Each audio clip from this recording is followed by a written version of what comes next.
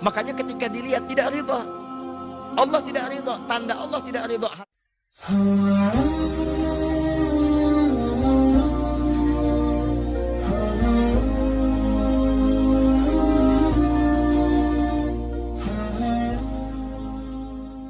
Bahkan ketika Allah menciptakan manusia, itu melekat semua nilai kemuliaan pada dirinya. Yang itu mesti dipertahankan sampai kembali kepada Allah Subhanahu wa Ta'ala. Tadi kita berhenti di Quran surah ke-17 ayat 70. Walaqad karramna bani Adam. Sungguh kami telah muliakan semua anak cucu Adam. Mulia. Dan ketika disebut mulia, itu melekat pada seluruh anggota tubuh kita. Makanya saking mulianya jasad ini, tidak boleh anggota tubuh kita digunakan untuk hal-hal yang tidak mulia. Misal, saya sering tanyakan pada teman-teman, apa fungsi mata? Kebanyakan orang mengatakan untuk melihat. Beda. Mata kita ini mata mulia. Karena itu ketika keluar tuntunan tentang melihat, itu penglihatan dilekatkan dengan kemuliaan. Kalau cuma melihat, hewan pun melihat. Dan tidak layak membandingkan mata hewan dengan mata kita. Karena mata hewan tidak mulia sekalipun melihat, maka itu dia tidak dihisab. Tidak dihisab, tapi mata kita dihisab. Saking mulianya. Quran surah 17 ayat 36. Inna sam'a wal basara wal fu'ada kullu ulaika kana anhu mas'ula. Sungguh pendengaran manusia, penglihatannya, bahkan apa yang dia fikirkan, itu akan dihisab dan ditanya oleh Allah Subhanahu wa Ta'ala. Makanya ketika mata Anda akan digunakan untuk melihat, kata Allah, saya tidak ridha kalau digunakan pada yang tidak baik. Turun Quran surah ke-24, surah cahaya. Mata orang-orang yang bercahaya akan berbeda dengan mata biasa. Ayat 30 untuk laki-laki. Wa kullil mu'minina yaghuddu min absarihim. Katakan pada pria-pria beriman, kalau matanya ingin dipakai melihat, lihat yang baik-baik, yang mulia-mulia. Yang tidak mulia, palingkan. Yang tidak layak untuk dilihat, palingkan.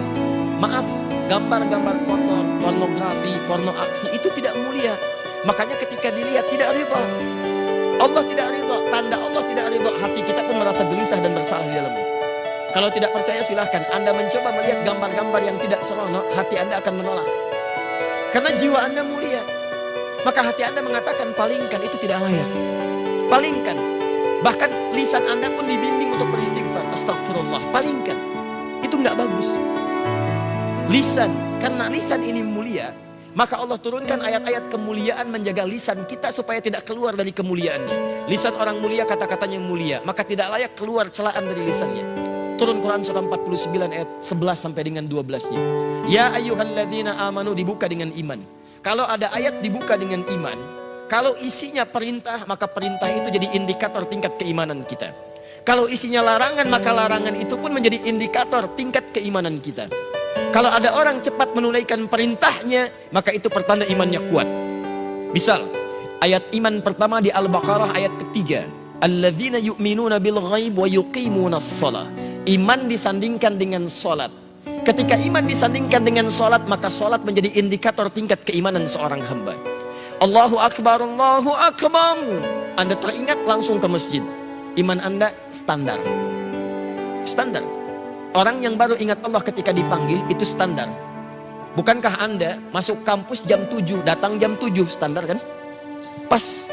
Kalau Anda datang jam 6, waktu jam 7, Anda hebat namanya, lebih awal. Ada orang bahkan sebelum adzan sudah ingat sholat, itu imannya sedang tinggi. Tapi ketika dipanggil sampai adzan tuntas belum datang. Sampai qomat berlalu belum terpanggil. Sampai dekat waktu sholat yang lainnya belum ada getaran. Ini menunjukkan iman Anda lemah di situ. Lawannya, ketika ada larangan dibuka dengan kalimat iman, maka kemampuan Anda meninggalkan larangan itu pun menunjukkan tingkat kekuatan iman Anda. Ya ayyuhalladzina amanu la yaskhar qaumin qaum. Hai orang-orang beriman, jangan saling mencela. Ketika Anda mengaku beriman dan lisan Anda digunakan untuk mencela orang lain, maka ini menunjukkan ada yang kurang dalam iman Anda, lemah iman Anda. Anda terlihat rajin sholat, di situ menunjukkan iman Anda bagus. Tapi saat bersamaan Anda mencela orang lain, ini menunjukkan ada penurunan dalam iman Anda. Karena ibadah ritual akan nampak dalam nilai-nilai sosial dalam bentuk akhlak.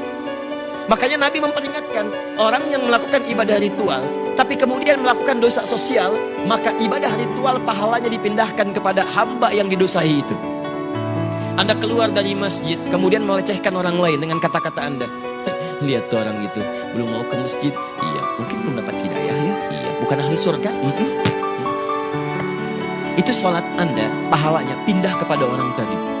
Tu'khadhu hadza min hasanati di hadis Muslim, wa tu'khadhu min hadza min hasanati. Diambil pahala ini dipindahkan kepada orang yang dicela.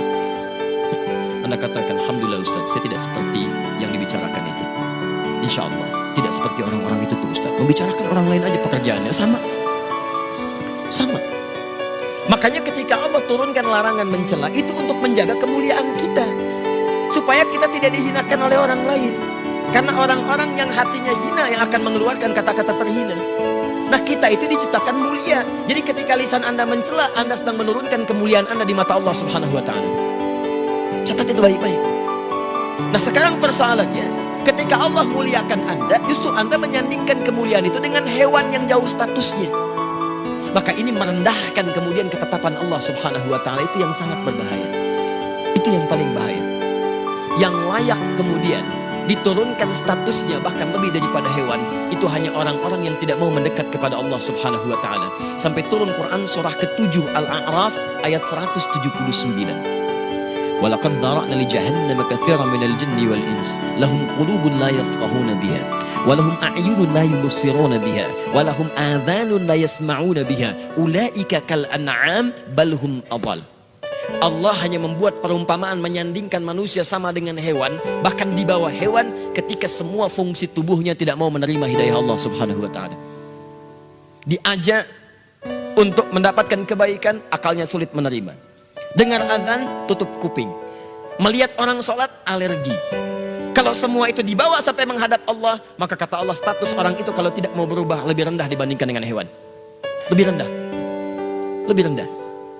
Maaf, sekarang ada orang-orang yang mengajak pada kebaikan, ngajak Anda sholat, ngajak Anda mendekat pada Allah, ngajarkan isi Quran, lalu Anda turunkan status yang menjadi sama dengan hewan. Ada yang salah dengan cara berpikirnya. Saya ingin sampaikan, kita mulai dari yang kecil-kecil dulu. Kadang-kadang kita membuat sesuatu yang tidak tepat dalam pandangan Al-Quran dan Sunnah Rasulullah SAW. Dan saat yang bersamaan uniknya Anda mengatakan kami ahli Quran dan Sunnah. Di mana Qurannya, mana Sunnahnya? Awas, hati-hati.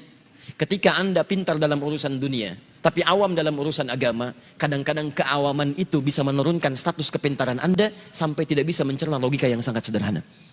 Ingat, pintar itu anugerah, tapi bodoh itu pilihan.